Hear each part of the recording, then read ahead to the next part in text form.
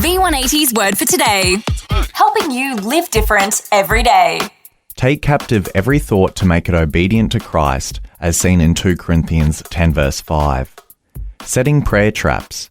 When we read the verse, take captive every thought to make it obedient to Christ, as seen in 2 Corinthians 10 verse 5, we tend to think it's about capturing sinful thoughts and getting them out of our minds, and it is.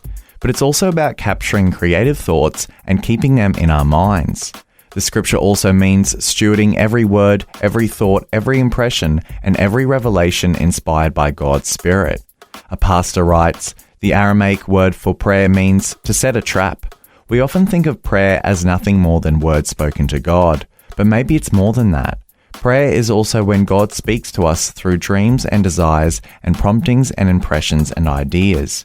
Prayer is the mechanism whereby God ideas are conceived and captured, and it's our capacity for prayer that will ultimately determine our creative potential. One way to set prayer traps is by keeping a prayer journal. Journaling is one of the most overlooked and underappreciated spiritual disciplines in our multitasking culture. Your journal captures your journey. It shows you how far you have come and how far you still have to go.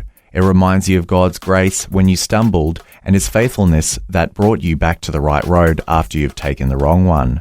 When you set a prayer trap, you capture each experience and wiring the wisdom out of it to be better and stronger. You need to write down the vision, as seen in Habakkuk 2 verse 2.